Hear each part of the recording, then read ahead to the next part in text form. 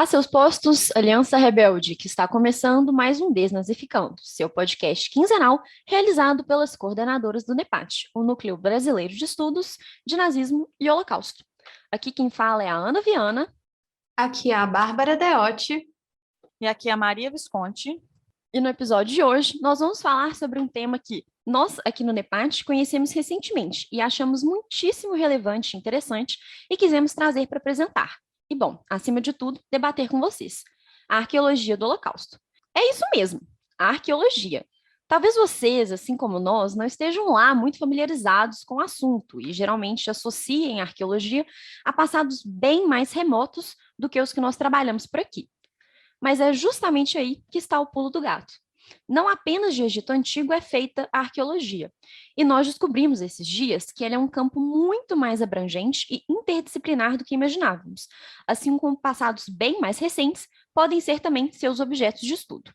E bom, diante dessas constatações, nós vamos refletir aqui hoje um pouco sobre esse assunto e sobre esse campo de estudos que é super recente e ainda está em construção. Nós vamos dialogar nesse episódio, principalmente com a Carolyn Sturdy Coles, que é professora associada na Universidade de Staffordshire, especializada em arqueologia forense e do Holocausto, e ela escreveu um livro chamado Arqueologias do Holocausto, Abordagens e Direções Futuras, lançado em 2015. A partir dele, nós vamos conversar um bocado, pensar em umas questões e tentar compreender melhor por onde passa essa misteriosa arqueologia. Vamos lá? Bom, então, o primeiro aspecto para o qual a Caroline Cole chama a atenção é o fato de que, para além das incontáveis mortes provocadas pelo Holocausto, né, tem uma outra dimensão aí em que a gente tem que pensar, porque esses eventos, né, alteraram de modo irreversível o mapa político, demográfico e geográfico do mundo, né? O impacto das mortes e as consequências políticas e sociais do Holocausto não são uma novidade, né? Mas cabe ressaltar que não foi apenas nesse sentido que o mundo mudou. Na verdade, a paisagem de muitas localidades na Europa foram fisicamente transformadas. Pequenas cidades e vilas, né, que antes eram desconhecidas, passaram posteriormente a ser definida pela massiva presença de campos de concentração e campos de trabalho, segundo dados do US Holocaust Memorial Museum. Além disso, né, fábricas e fortificações foram construídas para apoiar o esforço de guerra, infraestruturas de transporte foram construídas e também foram alteradas, né, pensando aí nesse evento, áreas foram designadas como gueto, como locais de internamento, né, e os campos tornaram-se, enfim, cemitério para milhões de pessoas, né, então esses locais que anteriormente estavam desconectados acabaram se tornando vinculados por meio do transporte de materiais usados na construção dos acampamentos, dos guetos, dos pertences pessoais e também do transporte de pessoas, né? E essas pessoas incluíam as vítimas, né, dos crimes dos nazistas, mas também grupos específicos como os esquadrões de extermínio, né, os Einsatzgruppen, os perpetradores. Então, o Holocausto efetivamente mudou tudo, né? E um dos seus legados é esse complexo corpo de evidências físicas que foi deixado para trás. Geralmente, como aponta a Caroline Coles, as pessoas dão muito mais atenção àquilo que está diante dos nossos olhos, né? Ou seja, aos campos, às câmaras de gás, os trilhos de trem, as estações, enfim, aquilo que está acima do solo, né? Que é imediatamente visível. Mas, na verdade, ela quer chamar atenção para essas muitas outras evidências das atrocidades que foram cometidas pelos nazistas e que sobrevivem debaixo do solo. É algo que é raramente mencionado, né? E ainda que essas evidências tenham sofrido mudanças, como, por exemplo, mudanças climáticas, né, naturais, ou até mesmo mudanças provocadas pelo homem, ainda assim, ainda há muita coisa para ser explorada. E algo muito importante que a autora também aponta é justamente como essas provas que não podem ser vistas acima do solo foram deliberadamente escondidas e modificadas justamente para que não pudessem corroborar com narrativas que comprovam os crimes nazistas, né? Então, essas provas que são importantíssimas estão sendo deixadas de lado quando a gente vai falar sobre as evidências desses crimes tão hediondos, né? E é justamente por isso que elas merecem, sim, uma atenção muito maior. Então, é tendo isso em vista, né, que essa aproximação arqueológica com o Holocausto pode ser tão interessante, né? Acho que especialmente para nós, historiadores, né? Porque usando essas novas técnicas e olhando para um novo escopo, né, que foi aí aberto, inaugurado com essas evidências, com essas novas abordagens, novas descobertas sobre o passado podem ser feitas, né? Como a gente mencionou brevemente no início do episódio, esse é um campo muito novo, né? E a Caroline Coase também aponta que pouca atenção foi dada ao Holocausto, especialmente quando a gente pensa em comparação com outros acontecimentos marcantes do século XX, como, por exemplo, a Primeira Guerra Mundial e a Guerra Civil Espanhola. Esses dois eventos, por exemplo, já tem mais estudos arqueológicos sendo feitos, né, que estão aí influenciando até mesmo na historiografia sobre eles. Bom, mas então por quê, né? Por que que tem poucos estudos sobre o Holocausto, né, no campo da arqueologia? Bom, uma primeira pista para responder essa pergunta é o fato de que o Holocausto ainda se faz presente no nosso cotidiano por meio da memória, né? Apesar do hiato temporal que já existe com relação a ele e com relação à Segunda Guerra Mundial, de modo mais amplo, de modo mais geral, assim, esse é um passado, né, aquele famoso passado que não passou, né, cujos acontecimentos, as disputas e as narrativas ainda estão ressoando e ainda definem muito do que acontece na política mundial.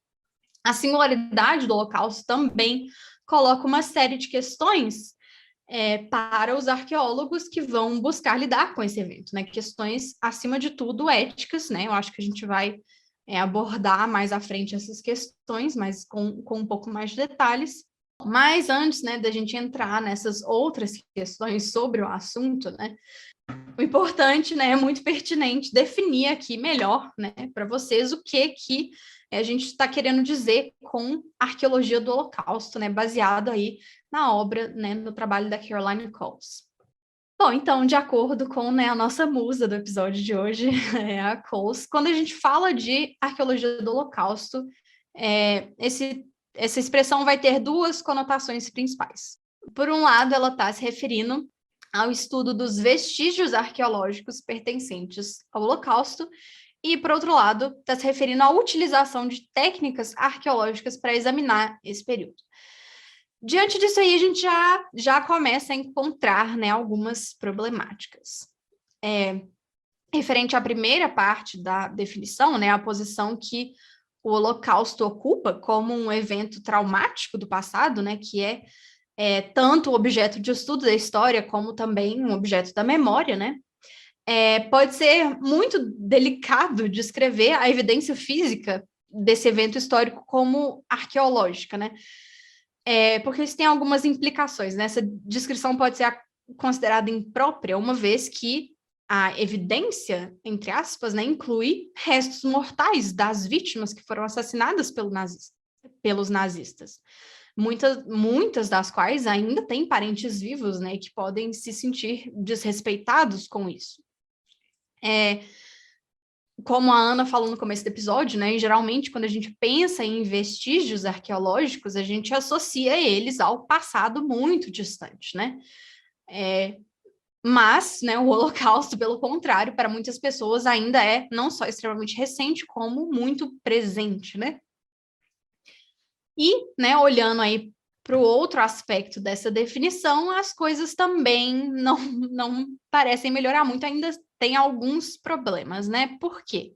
Porque muitas das técnicas utilizadas pela análise arqueológica incluem a escavação de sítios, né? Novamente, isso incorre na perturbação dos restos mortais dessas vítimas, né? O que traz inúmeras questões éticas. Então, a oposição às atividades arqueológicas é comum, né? Ela não é exclusiva, mas é muito comum em locais, especialmente onde vítimas judias foram mortas pelos nazistas, já que a perturbação dos restos mortais é contrária à Hachalá, ou seja, né, o conjunto de leis ou regras que guiam a conduta dos judeus. Então, realmente, assim,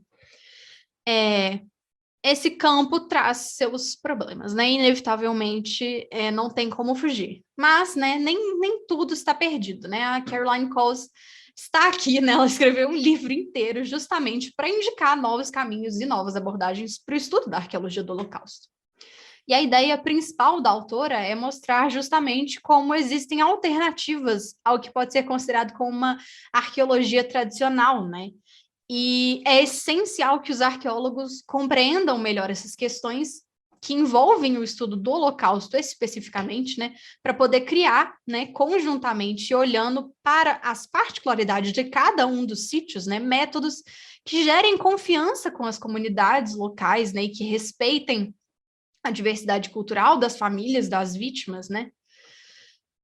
Se a gente considerar, como ela sugere, citando o James Dietz, que a arqueologia é o estudo dos povos do passado baseado nas coisas que eles deixaram para trás e nas marcas que eles imprimiram no mundo, então, seja qual for a forma pela qual essa marca foi deixada, ela pode se tornar um objeto da arqueologia, né? Eu acho que isso tem muito... tem um parentesco muito próximo com a concepção de história, né? Principalmente pelo que o Mark Bloch fala, de que é o estudo dos homens no tempo, né? Acho que é uma semelhança interessante aí para a gente poder pensar. Mas, voltando ao assunto, né? Mais do que isso, a evidência física deixada pelo Holocausto sobrevive aí como um testamento do sofrimento das vítimas, bem como, né, um testamento da ação dos perpetradores, e isso pode contribuir muito para uma contribuição mais ampla e mais profunda das suas ações e dos seus crimes, né, seja em escala local, nacional ou internacional, né, seja no período ou em um momento posterior. E é justamente por isso que, apesar desses problemas que a gente já citou, né, pensar nessas novas abordagens é algo tão importante, tão necessário.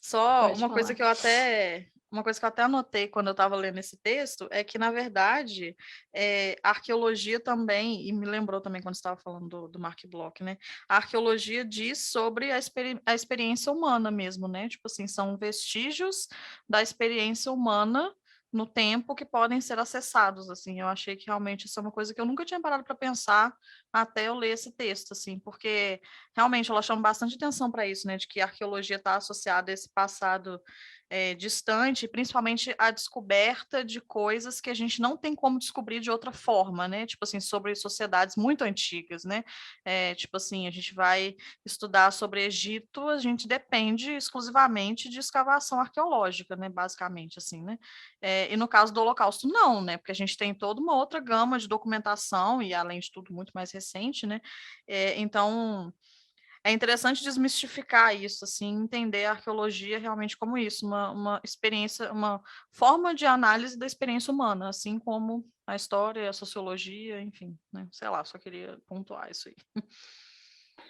Não, total, assim, né? E eu acho que algo que eu espero, talvez, né, que a gente consiga mostrar ao longo do episódio é como que existem questões que a gente pode realmente, associando os diferentes conhecimentos, né, interdisciplinaridade é algo que os historiadores, às vezes, né, alguns têm um esforço muito grande para ter um trânsito mais interdisciplinar, mas nem todos têm. Eu acho que é algo que a gente pode aprender bastante com a arqueologia, assim, né? E a Bárbara falou do Mark Bloch, só porque eu lembrei de uma coisa, que no Apologia da História, ele tem aquela frase que me marcou muito, assim, quando a gente estava fazendo curso de teoria e tudo mais, que ele fala, onde fareja carne humana, sabe que ali está a sua caça, né? Ou seja, sabe que ali está o seu objeto.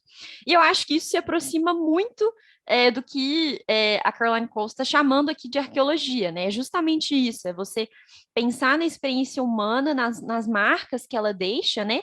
E eu acho que isso é muito legal, muito interessante. Eu acho que a gente tem muito para aprender, assim, né? Eu acho que é uma associação de campos que pode ser realmente muito frutífera nesse sentido, né? Existem muitas aproximações, como a Bárbara já tinha apontado.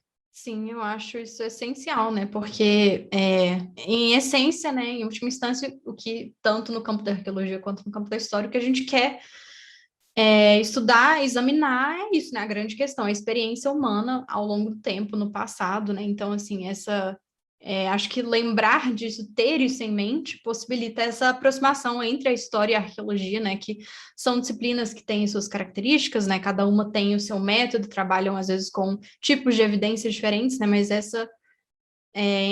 assim, digamos, os nossos objetivos são os mesmos, né? Assim, a grande questão que nos move. Então, acho que pensar nisso realmente é um primeiro passo para essa aproximação aí, que pode ser tão proveitosa, né?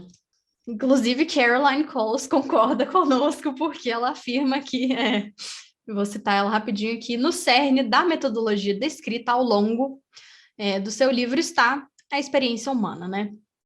Então, todas as técnicas de escritas, né, sejam elas arqueológicas, históricas, forenses ou outras, são simplesmente um meio para obter informações sobre pessoas afetadas por esses eventos. Então, como a gente já mencionou algumas vezes, né, não é só de Egito Antigo que vive a arqueologia, né? Essas evidências enterradas no solo, sejam elas estruturais, topográficas, né, restos humanos, vários outros tipos de evidência, elas são consideradas território arqueológico, com base no fato de que elas estão no chão, digamos assim, né? O que remove as conotações temporais da disciplina, né? Ou seja, efetivamente a arqueologia pode estudar tudo aquilo que está nesse território arqueológico, né? Todas essas marcas que a experiência humana deixa, e não precisa estar 3, 4 mil anos no passado para que isso seja passível de ser estudado pela arqueologia. Os arqueólogos, né, a autora continua, são essencialmente especialistas na análise de paisagem e nas evidências físicas que estão enterradas nelas. Eles são treinados exclusivamente para compreender as sequências de deposição, as camadas, e como elas se relacionam com as atividades, ações e períodos de tempo específicos. Isso será relevante, portanto, ao examinar, né, os restos mortais e paisagens relacionadas a todos os períodos da história, não importa quão recentes.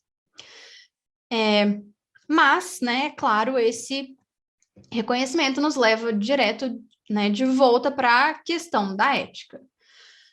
Como que a gente vai lidar com essa multiplicidade de sujeitos que foram vítimas do Holocausto, né?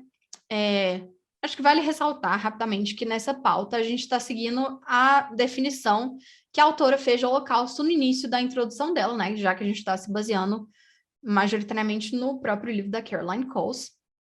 Mas ela afirma que, para os fins do livro dela, né, o termo holocausto está sendo usado de modo amplo, ao contrário do termo Shoah, né, que é uma referência mais específica ao assassinato dos judeus, justamente para que ela possa refletir sobre o fato de que a arqueologia vai examinar aí evidências físicas pertencentes a pessoas de várias religiões e grupos culturais diferentes, né? Então, o Holocausto aí vai ser considerado como tendo um escopo temporal mais abrangente, né, desde a ascensão dos nazistas ao poder em 33 até o colapso do Terceiro Reich em 45. É importante apontar que nesse trecho, né, Caroline Coles está sinalizando que ela está pensando de um modo mais amplo sobre as evidências físicas deixadas pelo assassinato em massa perpetrado pelos nazistas, e também considerando que ele não foi constituído apenas de câmaras de gás, né? Então, a gente também tem que pensar aí, por exemplo, no trabalho forçado, na fome, a ausência de condições sanitárias, né? As doenças, a concentração massiva de pessoas, o frio, enfim, né? Tudo isso aí são formas de assassinar que fizeram parte desse projeto gigantesco de genocídio, né? Que a gente está aqui denominando de Holocausto. Então, feito esse parênteses não tão breve, agora vamos examinar com mais profundidade essas questões éticas. Então, gente, para a gente começar a pensar, né, na questão ética que está colocada para nós na arqueologia do Holocausto, faz bem a gente considerar que fazer arqueologia geralmente significa ir para um local considerado como um sítio arqueológico, onde supostamente estão localizados restos de povos ou pessoas, evidências materiais, corporais, enfim, né, restos, né, que possam nos auxiliar na compreensão do passado. Então, de utensílios a restos humanos, né, não é incomum, ou talvez já seja, né, um pouco para os mais jovens, né, pensar no Indiana Jones, em busca de tesouros perdidos no tempo, né? Eu acho que é uma imagem que eu, por exemplo, tinha e sempre tive, mas eu desisti de ser o Indiana Jones depois daquela cena em que ele é atacado por aranhas, aí eu achei que não era para mim, enfim. Mas, bom, deixando a parte dos tesouros de lado, né, as escavações constituem efetivamente um pilar super importante para a arqueologia, mas hoje, né, como coloca Coles, não necessariamente precisa ser esse o caso. Se por razões religiosas ou humanitárias, né, não é uma boa ideia realizar uma escavação, existem alternativas para que essas evidências não fiquem encobertas, né? Piadinha infame, mas vocês entenderam. Então, tecnologias de sensoriamento remoto, o estudo da geofísica, a arqueologia digital e a criação de sistemas de informação geográfica são algumas das frentes novas para o trabalho dos arqueólogos. Então, como ela aponta, né, o sucesso desses métodos de registro e análise de montagens em paisagens arqueológicas complexas foi bem documentado no que diz respeito às explorações arqueológicas do passado distante. No entanto, seu valor em termos de mapeamento de locais de conflito e genocídio ainda não foi totalmente apreciado.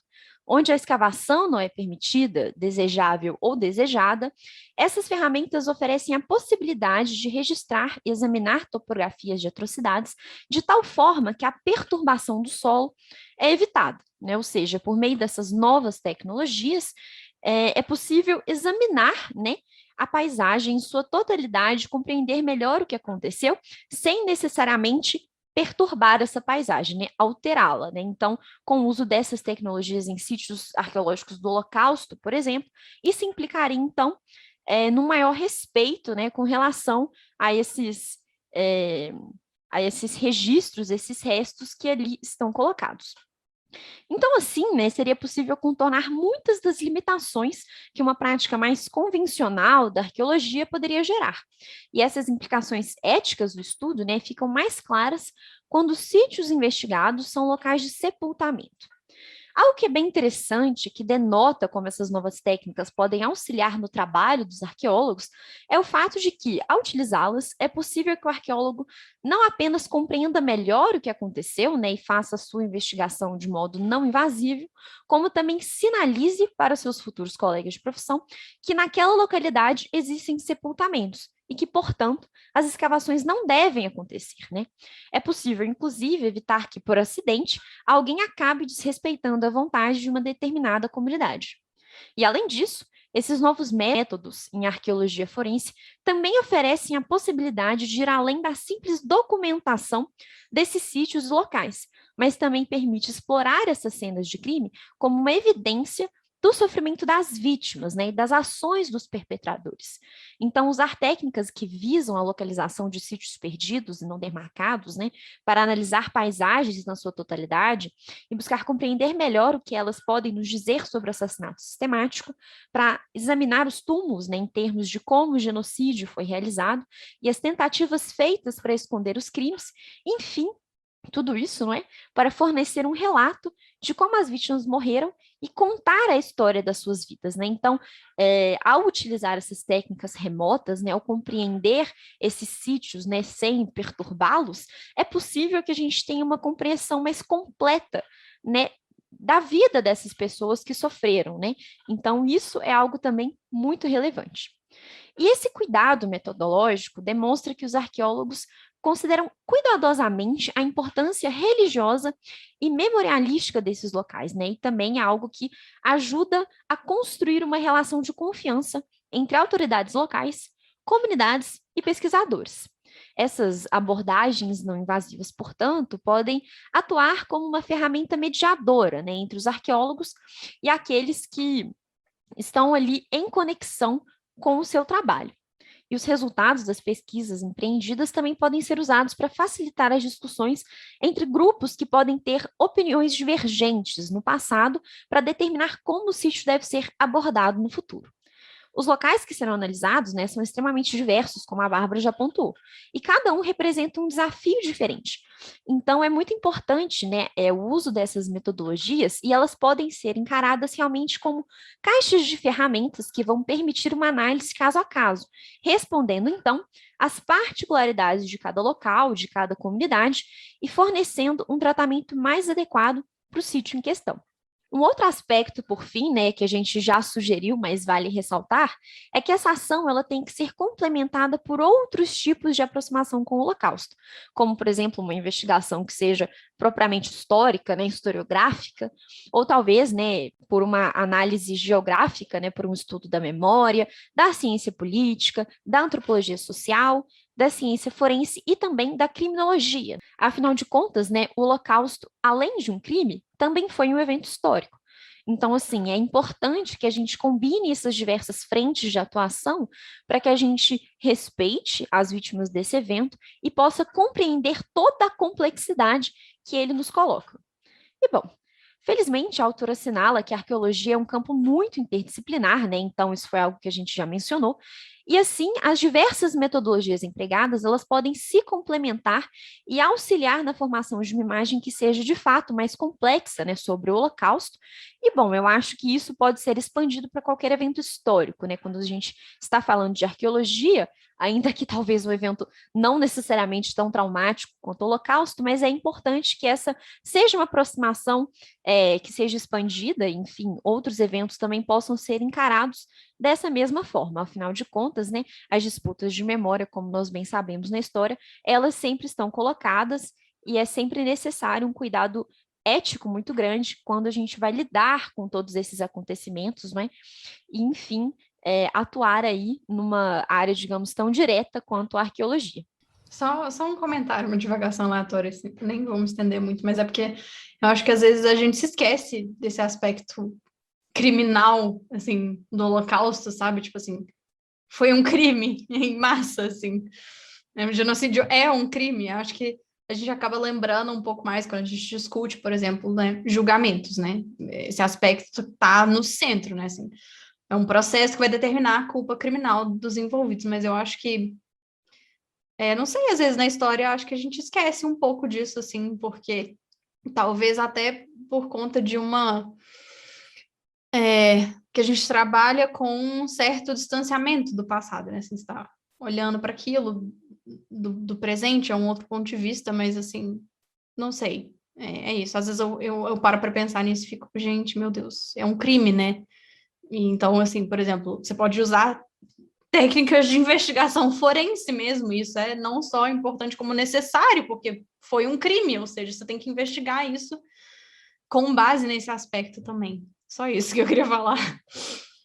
Não, eu ia falar a mesma coisa. Tipo assim, ela fala isso no começo do texto, né? De que, em comparação com outros genocídios, a gente não trata o Holocausto como um crime nesse sentido, né? Tipo assim, a gente trata muito mais como um evento histórico, como uma tragédia, né? Um trauma, enfim, várias questões relacionadas a essa ideia de trauma, mas não tanto isso, e aí é isso, né? Tipo, ela chama muita atenção para isso. O Holocausto foi sim um evento histórico, mas ele, antes de tudo, né, ele foi um crime. E aí, por ser um crime, os locais relacionados ao Holocausto também têm que ser tratados como cenas de crime, né? Do mesmo jeito que quando tem um assassinato, sei lá, na rua, vai vir o pessoal sai e vai olhar lá e falar, olha, aconteceu de tal forma, a arma foi usada de tal jeito e etc, né? Tipo assim, são coisas que se perdem quando a gente vai fazer essa análise, realmente, é muito bizarro pensar nisso, assim.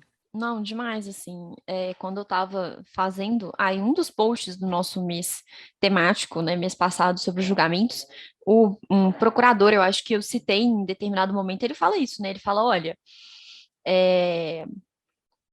o compromisso que a gente tem, por exemplo, em julgar os nazistas, né, as pessoas às vezes ficam debatendo essa questão de hoje serem muito idosos, tudo mais, né, os réus, as rés, mas, tipo assim, é um compromisso penal, tipo assim, essas pessoas cometeram um crime, é um crime que não prescreve, então, tipo assim, eu como alguém que trabalho, eu não posso ignorar que isso aconteceu, porque, tipo assim, né, vai falar, ai, mas é um senhorzinho de 90 anos, tipo assim, tudo bem, mas se existem evidências de que essa pessoa cometeu um crime, tipo assim, essa pessoa tem que ser julgada, porque esse crime não prescreve também, então, existe um compromisso muito, muito formal nesse sentido, né, e eu acho que quando ela fala sobre essa questão forense, eu também, quando eu li, eu fiquei, nossa, mas forense, sabe? Tipo assim, Law and Order SVU, entendeu? E tipo, só que Não, é total, isso, né? CSI.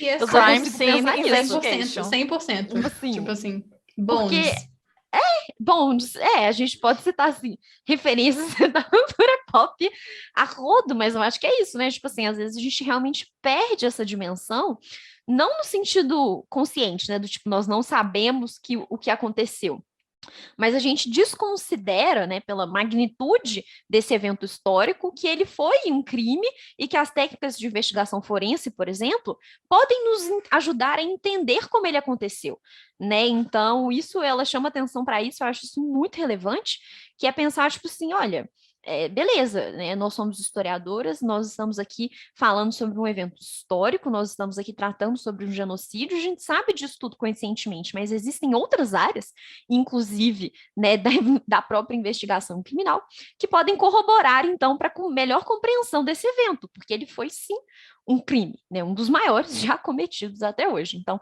isso é realmente muito importante e acho que ela mandou muito bem em enfatizar isso, assim, realmente, porque é realmente uma coisa bem, bem central. Isso foi uma coisa que eu anotei quando eu estava lendo o texto dela, que é uma das possíveis colaborações que nós, historiadores, podemos ter, ou até mesmo tirar, né, dessas investigações arqueológicas, que é incorporar essas investigações e essas evidências forenses na produção historiográfica, sabe? A gente precisa incorporar isso para continuar aprimorando a compreensão que a gente tem sobre esse evento, né? Tipo assim, isso é um aspecto inteiro do Holocausto que a gente não pode ignorar, né? Igual a Ana falou, a gente não ignora conscientemente, tipo assim, vou fingir que não está acontecendo, mas assim, até porque, né, esse campo ainda é muito novo, né? Mas a gente precisa fazer esse esforço de construir esse diálogo, de incorporar, né, de exercitar essa interdisciplinaridade para poder incorporar isso na historiografia, porque isso é muito importante, tipo assim, para a gente continuar aprimorando, né, as narrativas que a gente tem sobre o passado, a nossa compreensão sobre esse passado. E eu acho que também isso diz muito sobre a forma como a gente enxerga o próprio Holocausto mesmo, assim, né? Tipo, a forma. A gente sabe que ele se deu muito mais por uma questão burocrática e por uma forma de engenharia social mesmo, então a gente sabe que teve câmara de gás, a gente sabe que as pessoas morriam dessa forma e tal, mas até poucos anos atrás não se falava sobre o que eles hoje chamam, né, de estudo de mass graves, né, que eram as pessoas que eram levadas para uma vala e eram atiradas, né, os Einsatzgruppen atiravam nelas e elas eram jogadas ali naquela vala e ficavam por ali mesmo. E, por exemplo, fazer o estudo, né, desses restos e desses vestígios dessas valas, por exemplo, traz uma nova dimensão para a compreensão do genocídio nazista que perpassa uma questão moral muito mais profunda, porque é isso, né? Tipo assim, se você pensa que os crimes foram cometidos somente no sentido distante de apertar um botão para a câmara de gás, aí tem várias questões de moral que a gente já discutiu aqui várias vezes, mas aí se você pensa que a pessoa pegou uma arma e atirou na pessoa e a pessoa morreu e ficou ali, aí já é uma proximidade de crime muito maior. Então, como que fica essa questão, né? Tipo assim, de participação, de responsabilidade, de culpa, de moral e etc. Tipo, aí já é uma outra dimensão de reflexão e de análise que a gente tem que fazer. Isso só é possível a partir do momento que a gente pensa nesses outros locais e nessas outras formas de genocídio, que também é isso que a Bárbara tinha falado, né? Também não é só isso, né? Morrer de frio, morrer de fome, enfim, são várias coisas que trazem realmente uma outra dimensão e mostram como que o genocídio nazista foi muito mais complexo do que a gente gostaria, né, que fosse, tipo assim, que a gente queria que fosse mais simples de entender, e não é, né, na verdade.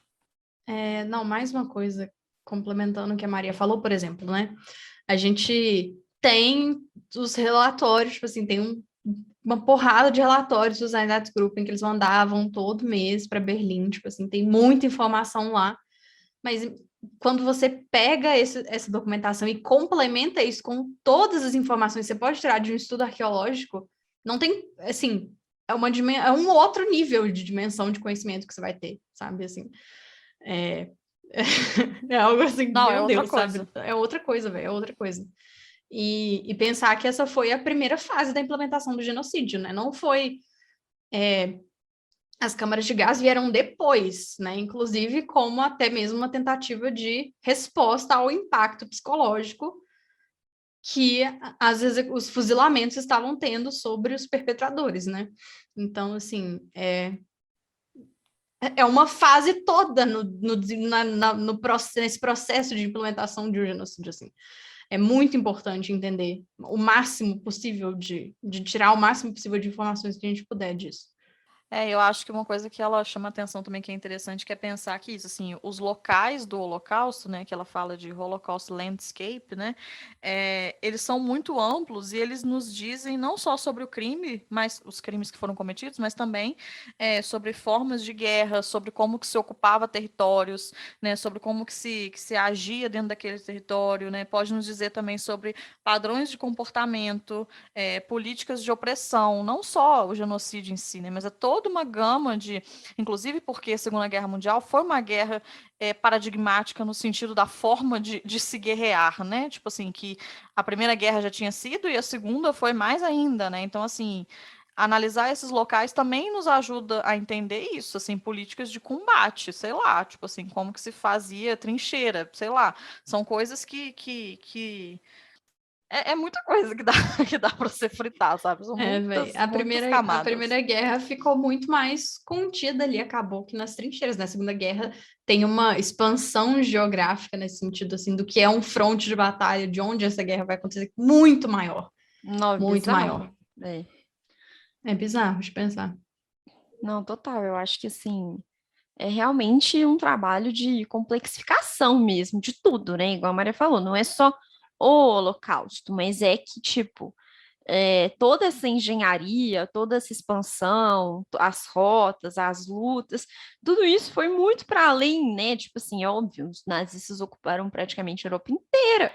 Então, tipo assim, toda essa expansão, tudo isso, nessa expansão política, geográfica deles, tudo isso impactou enormemente na dinâmica de existência dos países, das pessoas que estavam ali, né? Quer dizer, só de você parar para pensar que não, né, quando iniciou-se um processo mais sistemático de prisão e extermínio, não tinha campo de concentração na Alemanha.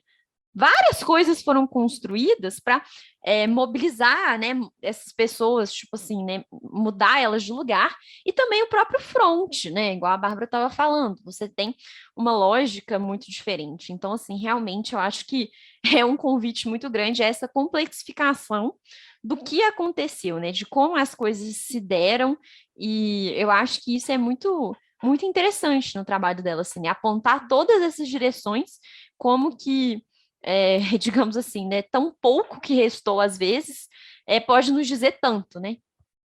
Não, tudo que o historiador quer é complexificar. É só isso que a gente quer o tempo todo. Sim, é só isso. Não, total. Eu sempre lembro daquele texto da Lara Putnam, que ela conta que tem um amigo sociólogo que fala assim: historiadores adoram responder uma pergunta de sim e não com. É mais complicado do que isso. É bem isso mesmo. É bem isso mesmo. Quanto mais complicado, melhor. Mas então, gente, devido aí a essa variedade de circunstâncias que são encontradas no trabalho com as evidências físicas do Holocausto, a gente também tem que pensar na multiplicidade de resultados que essas pesquisas podem trazer, né? Que é o que a gente está falando aqui, né? E aí, como a Caroline fala, individualmente, essas características aí dos diferentes sítios do Holocausto podem fornecer uma visão sobre as condições de vida e trabalho dos presos nos campos e guetos e os processos de assassinato e sepultamento empregados pelos nazistas. E quando a paisagem mais ampla do local que está sendo investigado é considerada, coletivamente as características podem auxiliar a nossa compreensão sobre como determinados locais funcionavam em termos espaciais. Ou seja, né, isso aí, como a gente está comentando aqui, né, amplificaria muito mais a nossa compreensão, e amplifica, né, nem amplificaria a nossa compreensão desse fenômeno. E aí a autora também chama atenção para como a análise não deve, né, nem pode ficar restrita aos limites dos campos de concentração e às suas aparentes extensões, né? Em vez disso, a gente precisa reconhecer que o impacto desses locais transcende muito as fronteiras geográficas e fazem parte de uma paisagem mais ampla do Holocausto, né? Então, por isso que ela diz que a paisagem do Holocausto realmente é muito mais ampla do que isso. E aí vale ressaltar também que essas paisagens do Holocausto não ficaram congeladas em 1945, né? Elas próprias também sofreram mutações ao longo do tempo. Afinal de contas, a gente está falando aqui que o Holocausto é uma coisa recente, mas no final das contas já não é mais tão recente assim, né? Já se passou um bocado de tempo. Então, a gente precisa levar isso em consideração também. E aí ela diz que camadas que datam de antes de um determinado campo ou gueto ser construído podem revelar informações sobre a vida antes do Holocausto, bem como demonstrar como as paisagens do Holocausto mudaram. Em algumas circunstâncias, o seu estudo pode revelar como os nazistas aproveitaram as características da paisagem existente para construir os acampamentos e guetos ou executar as vítimas. Com relação às camadas pós-Holocausto, elas podem demonstrar como um local evoluiu e, por sua vez, isso pode indicar as atitudes tomadas em relação a elas ou mudanças sociais, políticas ou culturais. Em alguns casos, tais mudanças danificaram as evidências, enquanto em outros, eles podem tê-las protegido. Então, isso também é uma coisa que é muito louco de você pensar, assim, que no momento de se construir um campo, precisa se levar em consideração como que é a paisagem do local, e, enfim, né, são coisas que realmente, assim, quando a gente leu esse texto, todos nós ficamos assim, velho, o que está acontecendo, né? Tipo assim, é um outro nível de percepção e de discussão que a gente nunca tinha parado para pensar, e que é isso, faz muito sentido, né? E bom, assim como todas as evidências físicas, né, a história do Holocausto não se encerrou com o fechamento dos campos, né, com a libertação dos campos, ou com o fim do assassinato em massa, ou com o fim do regime nazista por si só, né? O legado do Holocausto é muito mais profundo, tanto no tempo quanto na memória, né? E isso causou aí diversas mudanças sociais e políticas, que é também o que a gente estava falando sobre a questão do trauma, né? Então, sendo assim, uma análise dessas modificações, né, ao longo do tempo é muito importante para a gente compreender como a paisagem foi tratada ao longo do tempo e também como essa paisagem foi modificada ao longo do tempo. E aí a gente tem algumas questões, né? Essa paisagem foi abandonada ou foi transformada em um local de memória? Tem grafites nas paredes próximas? Elas foram preservadas sem novas intervenções? Isso tudo é um sinal sobre como o Holocausto foi percebido pelas pessoas ao longo do tempo, né?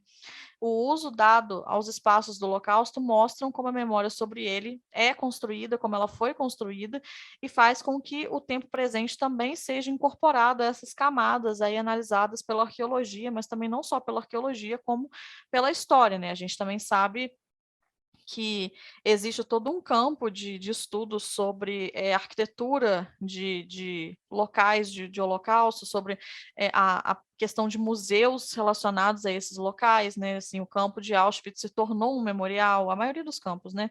Dachau se tornou um memorial. Isso também diz respeito a como as pessoas enxergam esse local e como as pessoas enxergam essa memória e como elas atuam mediante essa memória, né? Tentando transformar esse local num esforço coletivo de conscientização sobre o extermínio, né? Pelo menos a ideia é essa.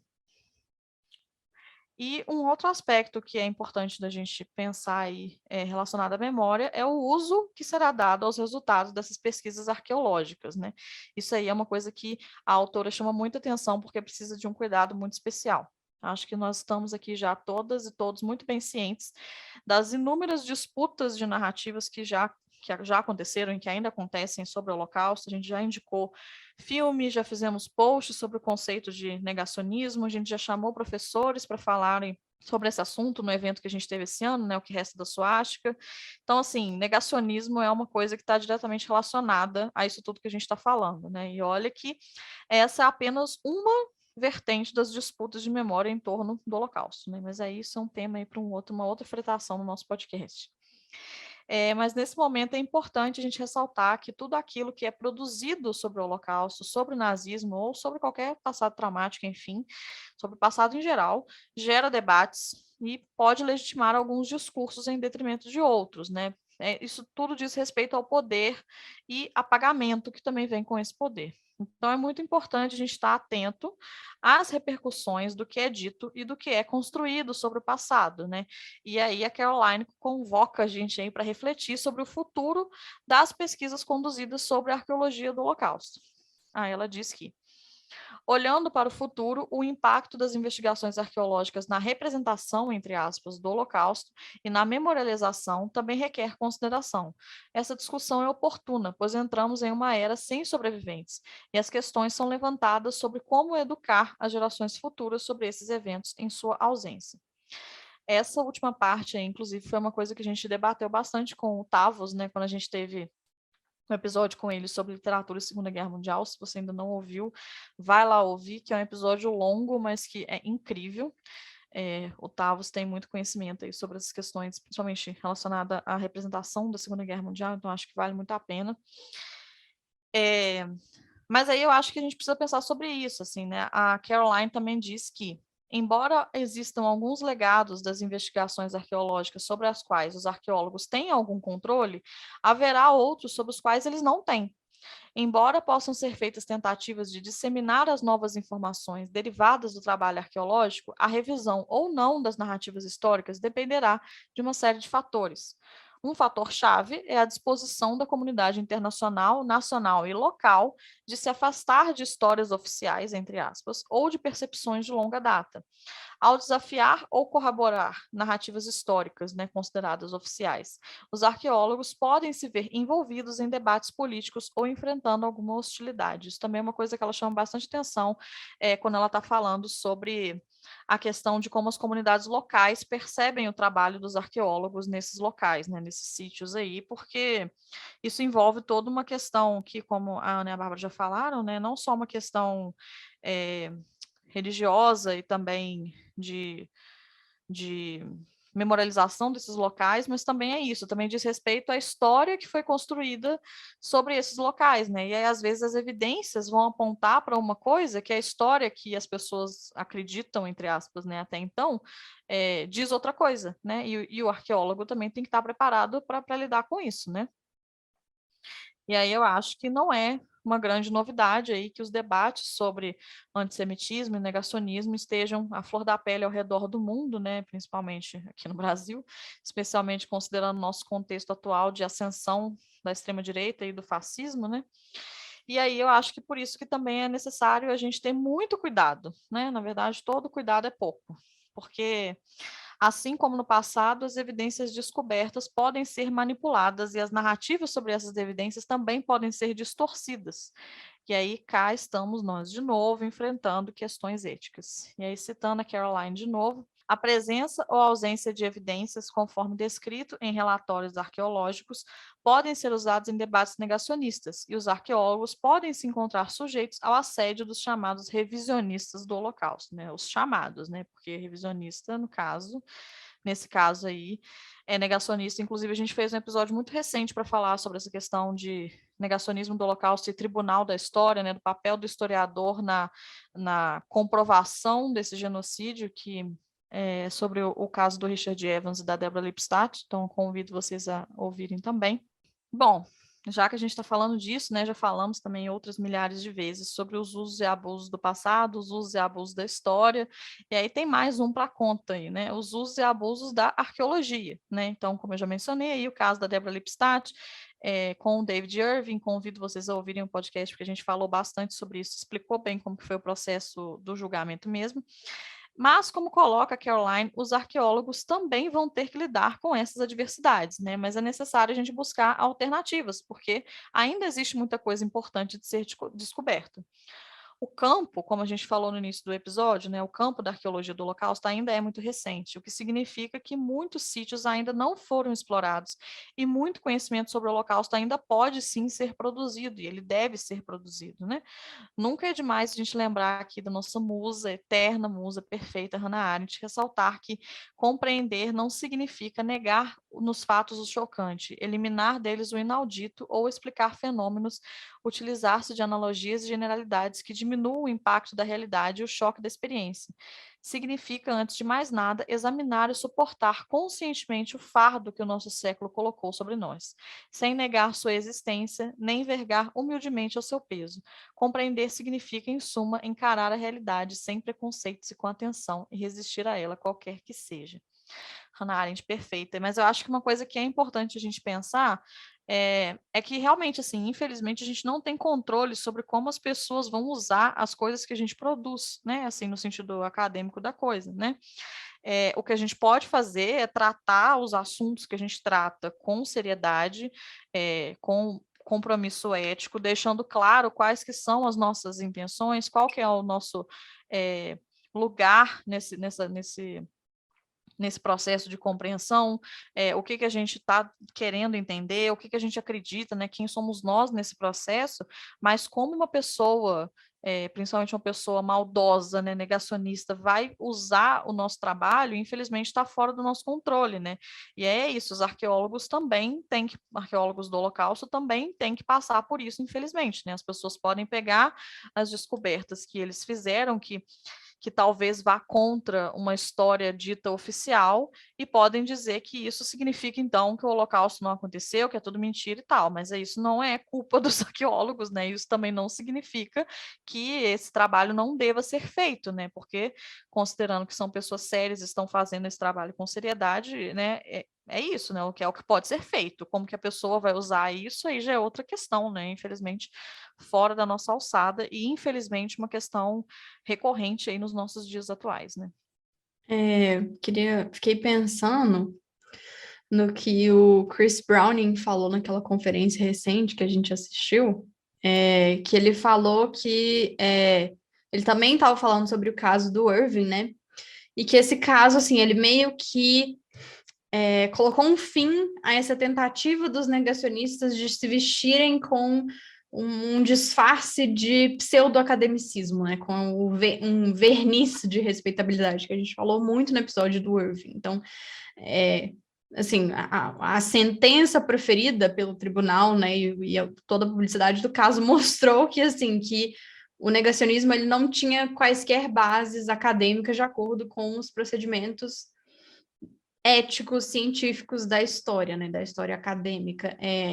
E aí eu fiquei pensando que, assim, bom, esse campo da arqueologia do Holocausto ainda é tão novo, né? Então, assim, como você falou, Maria, a gente ainda tem que esperar para ver como é que, né, esses negacionistas, essas pessoas desonestas, né, antissemitas, fascistas, nazistas, vão tentar manipular, né, os resultados dessas pesquisas arqueológicas daqui para frente. Talvez vai ser algo que a gente vai ter que acabar enfrentando, né, do mesmo modo como a Lippstadt enfrentou o Irving de frente, assim, né.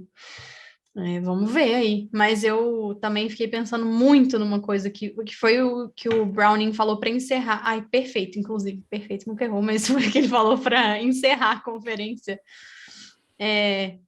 Que o que a gente pode fazer é cada um de nós, né? No caso, ele está falando dos historiadores, é ser um modelo do que um bom historiador deve ser, né? Assim, nos comprometer a manter a nossa ética profissional íntegra, né? Sermos honestos e dedicados, e escrever a melhor história que a gente puder escrever, né? Então, acho que nesse sentido, os arqueólogos também acredito que vão estar mais do que dispostos a assumir esse compromisso também, né? Não tenho dúvidas, sim.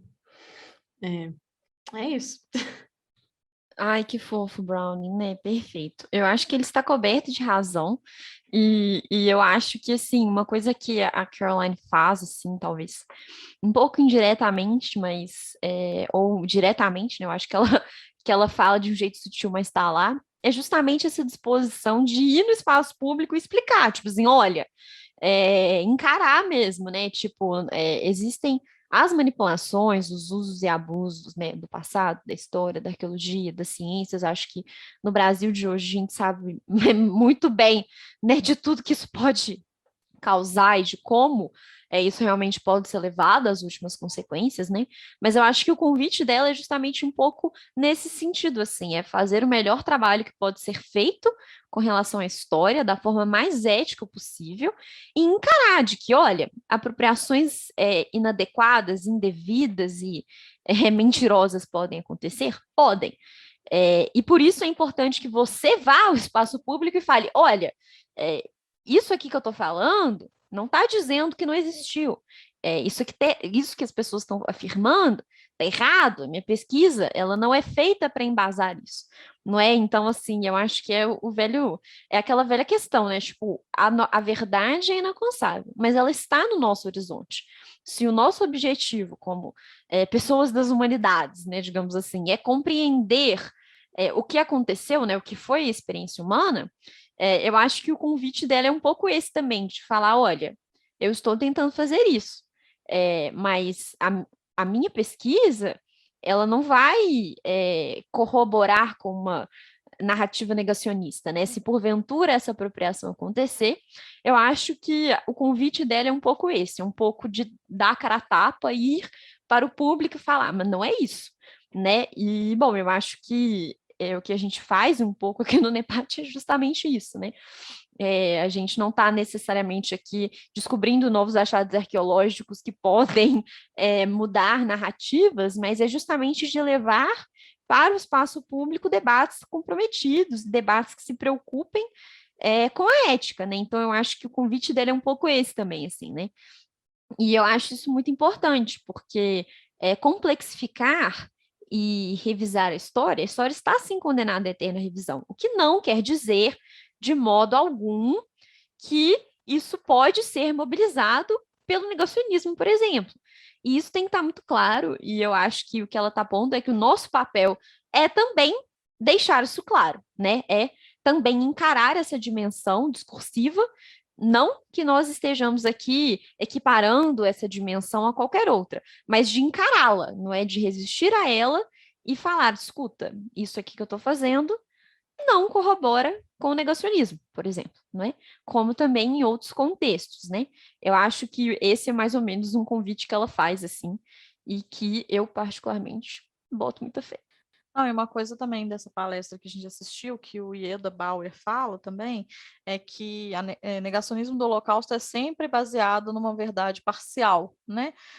Tipo assim, existe um nível de verdade no que está sendo dito, mas esse nível de verdade só abraça um aspecto do acontecimento e um aspecto dessa verdade, desse fato, então também por isso que é complicado lidar com isso. Então aí eu fico pensando, né, já que a gente está pensando aí para o futuro, como que vai ser complicado quando negacionistas do Holocausto quiserem usar as evidências forenses para corroborar o argumento deles, porque as evidências forenses têm esse ar mais científico do que a história tal como a gente aprende, né, normal. Então, assim, eu acho que talvez seja uma questão que a gente vai ter que encarar mesmo, porque é isso, né? É uma ciência, e aí está baseado também em questões, sei lá, de laboratório mesmo, tipo assim, de análise de coisas, e aí isso talvez dê um embasamento mais, né, tipo assim,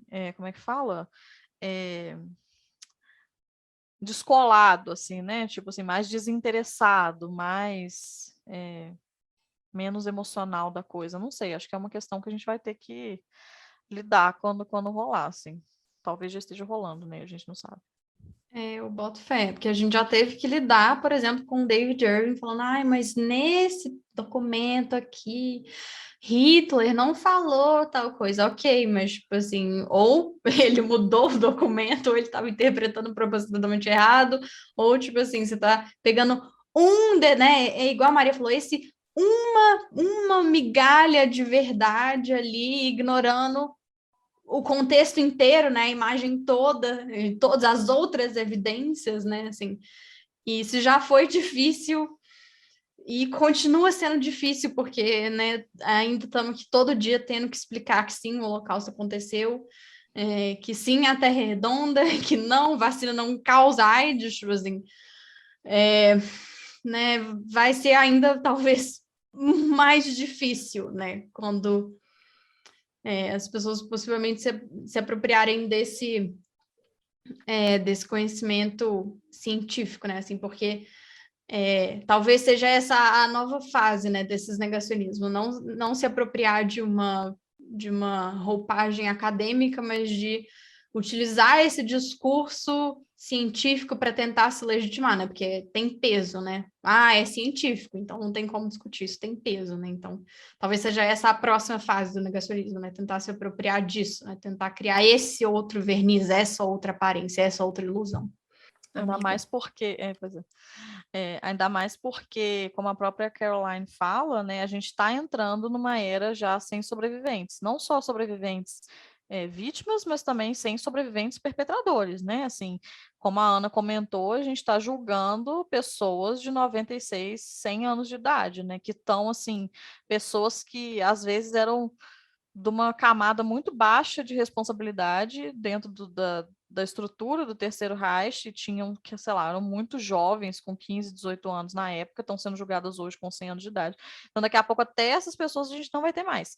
Então, é isso, né? Tipo assim, acho que aí começam a entrar outras questões complexas dessa questão da roupagem que vai ser usada para poder legitimar esses discursos. Infelizmente, a gente está numa era onde isso tem acontecido mais e mais, né? Porque é isso, vacina de Covid causa AIDS. Então, assim, estamos fodidos, né?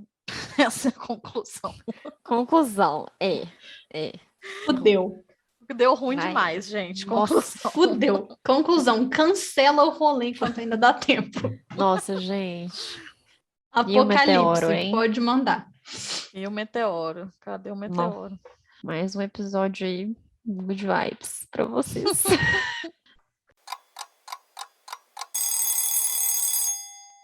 Mas assim, eu achei, para concluir, assim, não tão baixo astral, eu acho que foi legal, assim, gravar esse episódio, trazer para vocês também essa perspectiva, que era uma coisa que a gente não conhecia até então.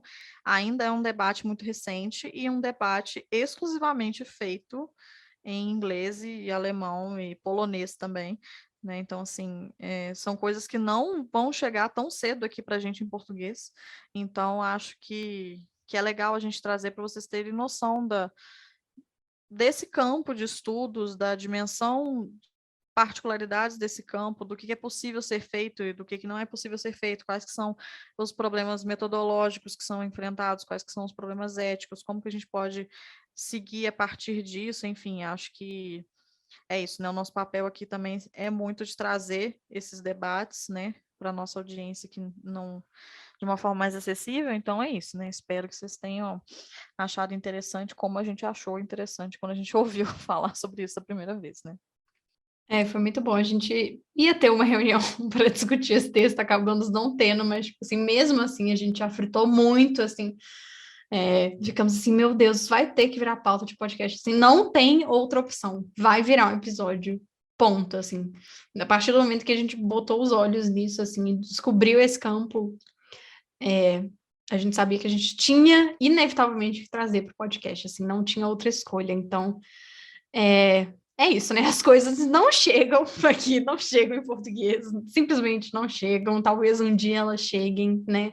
Esperança é a última que morre, mas nesse meio tempo nós estamos aqui, né? Para trazer esses debates, né? Tentar trazer eles e tornar eles mais acessíveis. E assim, a gente realmente espera que vocês tenham gostado, porque são coisas que nos animam muito, assim, na hora de falar, na hora de, né, ler mais sobre isso, produzir conteúdo, né, e montar a pauta, a gente fica muito animada. Então, eu espero que vocês também tenham gostado do episódio e gostado desses tópicos aqui que a gente traz. Gente, é isso, né? Resistir à realidade qualquer que seja, inclusive a ausência de traduções para o português, que é uma realidade muito, muito presente na nossa vida. Mas, enfim, é isso, né? Eu acho que assim, né? Gente, bad vibe sempre vai ter, não tem jeito, né? O tema do podcast já traz, assim, um pouco da tristeza, mas, assim, por outro lado, como os meninos falaram, foi um tema que a gente achou muito interessante e que eu acho que existem convites a várias coisas muito legais, assim, né? Buscar novas formas de compreender o que aconteceu no passado, não só com relação ao Holocausto, com relação ao nazismo, né? Mas de forma mais abrangente, né? Um convite aí a complexificação, a interdisciplinaridade, a uma maior colaboração, né, entre essas diferentes áreas do conhecimento, para que a gente possa também compreender melhor o que aconteceu, né, como que as pessoas viveram, existiram, quais marcas foram deixadas por elas. Então, eu acho que é isso, né? Eu acho que é um debate bem interessante, assim, a gente gostou bastante, como as meninas falaram, e a gente espera que vocês também tenham aproveitado para refletir sobre essas outras questões, né, para além do próprio escopo do Holocausto, né, e pensar como que essas colaborações e como essas novas abordagens, né, podem ser importantes e frutíferas para a construção do conhecimento hoje e, claro, no futuro também, né? Possibilidades que não existiam no passado, mas agora existem e podem sim, com certeza, colaborar muito para que a gente faça, né, produza um conhecimento, né, mais completo, uma história mais complexa. E eu acho que é isso. É isso, gente. Então, um beijo e até o próximo episódio. Um beijo, nos vemos no próximo episódio. É isso, gente. Beijo, tchau.